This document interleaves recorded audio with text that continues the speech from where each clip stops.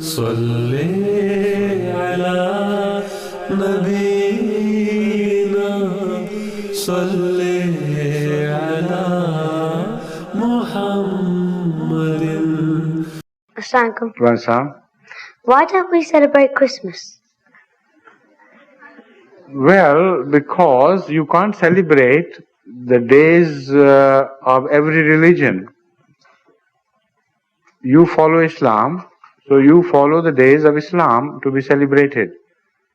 Otherwise, it will be impossible for you to cope with the celebrations of all the religions of the world.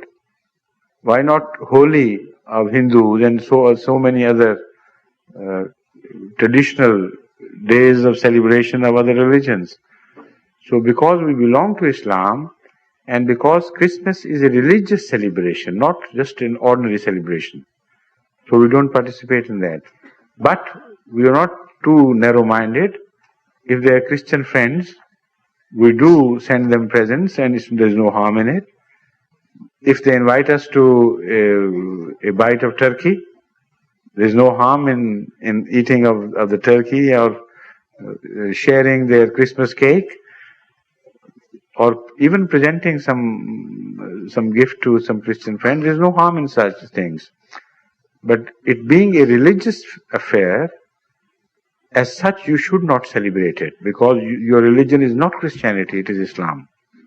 Again, very similar to this, but a lot of the youngsters, they have to go to church or this, what do you call it, assembly worship, Yes. or invited to church or Christmas parties, things like this. So I think you've nearly answered, but any other advice on that? I think it's good to go there. You shouldn't boycott. You should participate in all activities of life, so that you are not treated as aliens to themselves, to the society. Particularly as you are, most of you, hailing from British society, they would have a sense as if Islam has stolen you away from them, and Islam has no right to do that to us, that sort of thing. So you participate in those things, but keeping your distance, knowing where to stop. That is why when I was a student here, I used to mix with people in their social, participate in their social functions.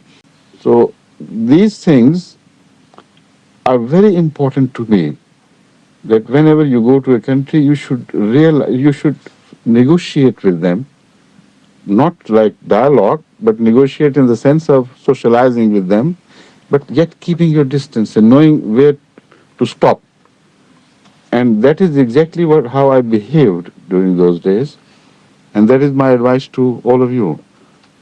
Go to the assemblies, but if they sing hymn of Jesus as Son of God, stop there. You said no more.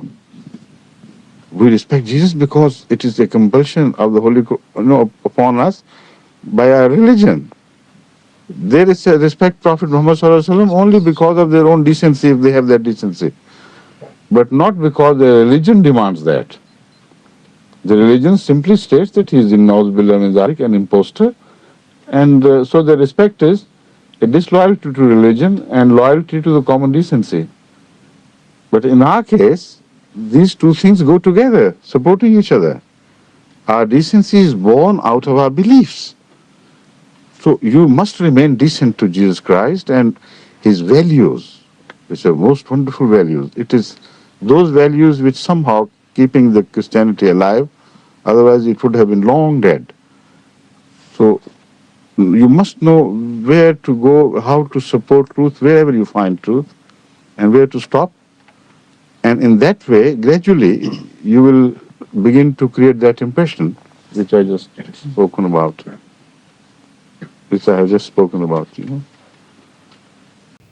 क्या मतलब अब उनका त्यौहार है या उनके और भी त्यौहार आते हैं, तो हम उनको उनके त्यौहारों पे विश कर सकते हैं, या अगर वो अपने त्यौहार पे हमें मिलते हैं तो वो हमें मैरी क्रिसमस कहते हैं या कोई इस तरह का कहते हैं, तो क्या हमें उनका जवाब ٹھیک انہی کو وش کر کے دینا چاہیے. ٹھیک ہے لطف الرحمان صاحب, جو بھی اس کے بارے میں علماء ہمارے. ٹھیک ہے جی لطف الرحمان صاحب, بہت شکریہ, جزاک اللہ. جس طرح آپ نے کہا یہ مغربی معاشرے کے حوالے سے ایک اہم سوال ہے.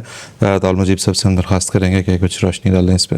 یہ انہوں نے جو سوال کیا یہ واقعی ان کو پیش آتا ہوگا ہر جگہ پہ, خاص طور پہ عیسائی دنیا میں رہتے ہوئے یہ بات سامنے آتی ہے.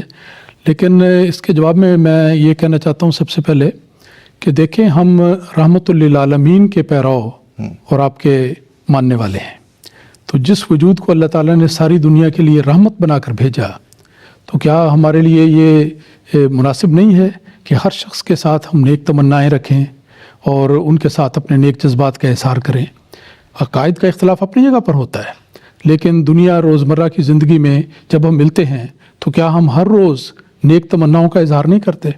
مثلا میں مثال دیتا ہوں کہ جب ہم ملتے ہیں تو کوئی شخص انگریز سامنے آ جاتا ہے, کوئی کینیڈین آ جائے, کوئی امریکن آ جائے, تو ہم اس کو گڈ مارننگ نہیں کہتے. جی گڈ مارننگ نیک تمناؤں کا اظہار نہیں ہے. پھر رات کو ملتے ہیں, الوداع ہوتے ہیں تو کہتے ہیں گڈ نائٹ ان کے لیے. پھر آل دی بیسٹ وشز, ہمیشہ یہ محاورہ استعمال ہوتا ہے. تو جب اس قسم کا طرز کلام اختیار کرتے ہیں تو اس صورت میں ان کی ایک خوشی کی تقریب ہے.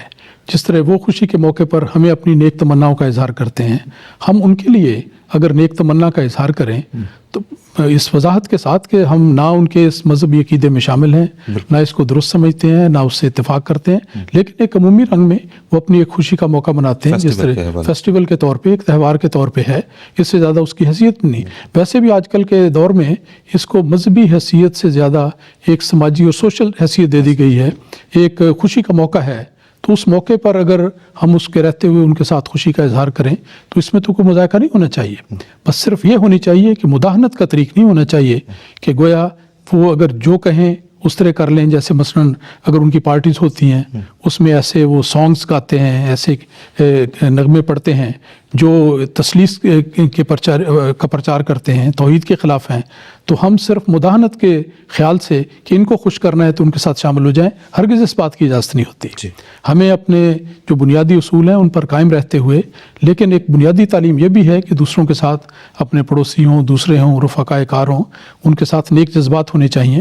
اس موقع پر اگر نیک جذبات کا اظہار مناسب رنگ میں کیا جائے, اس پوری انڈرسٹینڈنگ کے ساتھ کہ ہم ان کے عقائد میں شامل نہیں, لیکن ان کی جو سوشل خوشی ہے, ایک تہوار ہے, اس میں شامل ہوتے ہیں, تو اس میں تو کوئی مذائقہ نظر نہیں آتا. جی ٹھیک ہے, بہت شکریہ مولانا طالب مجیب راشد صاحب, جزاک اللہ.